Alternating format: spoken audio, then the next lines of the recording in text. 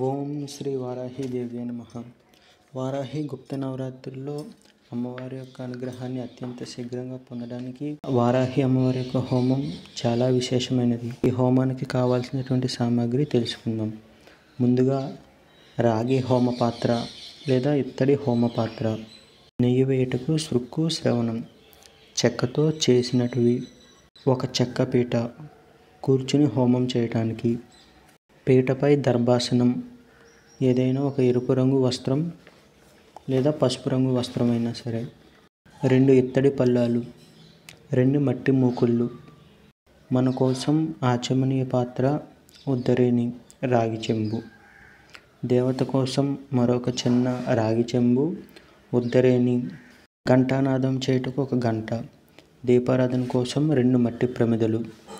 ఏ హోమం చేసినా తప్పక సమకూర్చుకోవాల్సినటువంటి సామాగ్రిలు ఇవే. తదుపరి పసుపు, కుంకుమ, పసుపు కలిపినటువంటి అక్షింతలు, దీపారాధనకు ఒత్తులు, 2 చిన్న మట్టి ప్రమిదలు, మనం చేసే హోమానికి తగినట్టుగా ఆవు నెయ్యి, ఒక 50 గ్రాముల వరిపిండి, ముద్దాత్త కర్పూరం, పచ్చకర్పూరం, ఒక 5 నిమ్మకాయలు, ఎండినటువంటి రావి, జువ్వి, మారేడు వృక్షాల యొక్క ఎండినటువంటి సమిదలు, 2 నవగ్రహ సమిదల కట్టలు చిన్నవి, ఎండు కొబ్బరి ముక్కలు 4, పూర్తి కొబ్బరి కురుడీలు 2 పూర్ణాహుతికి, పాత కొబ్బరికాయలు చిన్నవి 2, 100 గ్రాముల నువ్వుల నూనె దీపారాధనకు, 11 పసుపు కొమ్ములు, 27 తమలపాకులు, పొడవైనటువంటి 4 దర్భ ముక్కలు,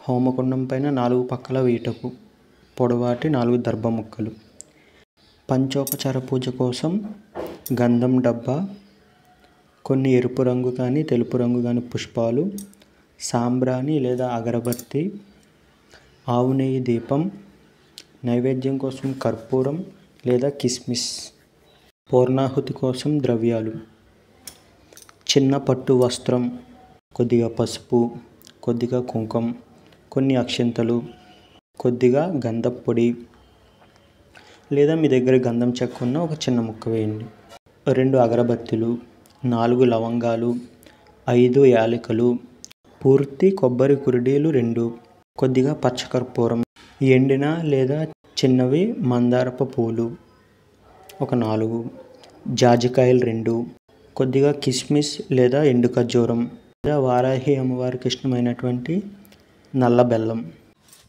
ఇవే వారాహి అమ్మవారి యొక్క హోమానికి కావాల్సినటువంటి సామాగ్రి.